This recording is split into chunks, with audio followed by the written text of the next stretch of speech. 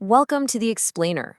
Today, we're digging into a really powerful idea that there's this unseen blueprint shaping who you are.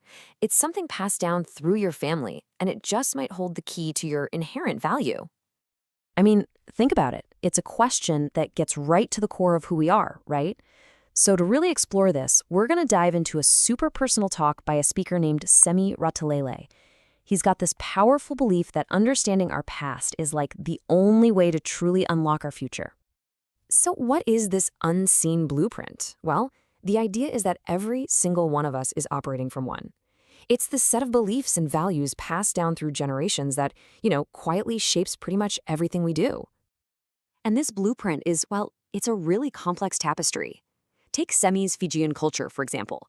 For him, a name isn't just a label. His name, Ratulele, actually means the chief that reaches out. I mean, how cool is that? It carries the history and the mission of his entire tribe. It tells people exactly who he is and where he comes from before he even says a single word.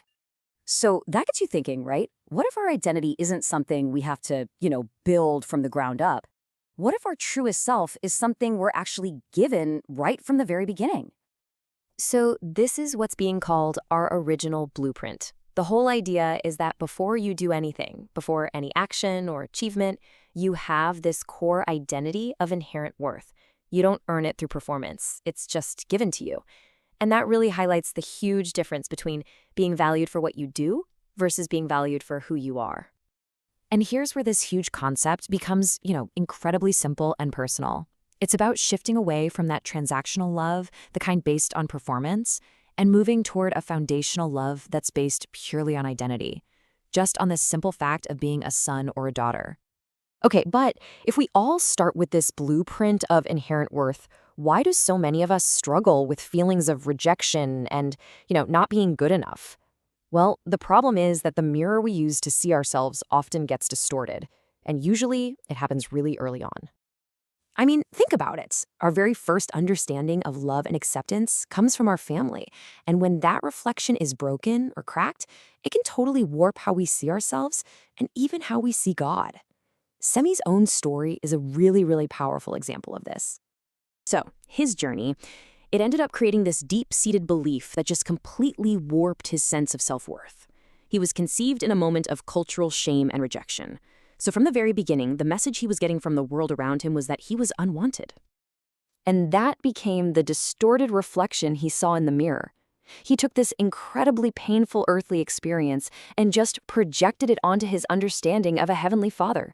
His logic was so simple, but it's just heartbreaking. If my own father didn't want me, why on earth would God?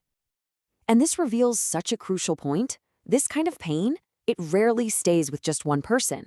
It becomes a cycle. It's a broken blueprint that gets passed from parent to child, generation after generation, until someone is brave enough to finally stop it. So how do you break a cycle that's been running for generations? The answer we're looking at here isn't about just, trying harder inside the same broken system. It's about stepping outside of it completely to find a totally new perspective. There's this Maori proverb that really gets to the heart of it. In order for me to go forward, I have to walk backwards. In other words, healing isn't about ignoring the past, it's about confronting it. To build a healthy future, you've got to go back and deal with the source of the distortion first. And this really brings two competing blueprints into sharp focus. On one side, you've got performance culture, where love is conditional, it depends on what you do. But on the other side, there's the father's culture, where love is totally unconditional, based simply on who you are. And healing, well, it's just the journey from one to the other. So this healing journey often happens in what's called a third culture, kind of like a neutral space between two different worlds. For Sami, coming from a Fijian group culture, and his wife coming from an individualistic American culture, that bridge for them was found in their shared love for Korean food and friends. Pretty cool, huh? This third space allowed them to build a totally new culture together, a place where they could find a much truer reflection of themselves. And this all leads us to a really simple but beautiful analogy from Semi's own kids that just perfectly captures this whole journey of healing, acceptance, and creating something new. So his kids have this incredibly simple way of seeing it all. They say their mom, yeah, she's white bread. And their dad? Well, he's burnt toast. And they don't mean it as something flawed or broken, just different. It's this amazing acknowledgement of his entire story, right? All the burnt edges that life gave him.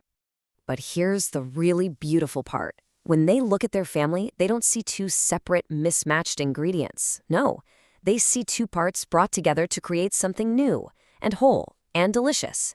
Just like they say, together, they make the perfect toast. And really, it all comes down to this message of radical acceptance. This idea that the very things that make us different, the parts of our story that we might see as flawed or burnt, are exactly what make us who we are. So it kind of invites us to look at our own lives, not just as a collection of hurts, but as a set of totally unique ingredients. And that leaves us with one final thought to chew on. What if the parts of your story that you see as burnt are exactly what's needed to create your perfect toast?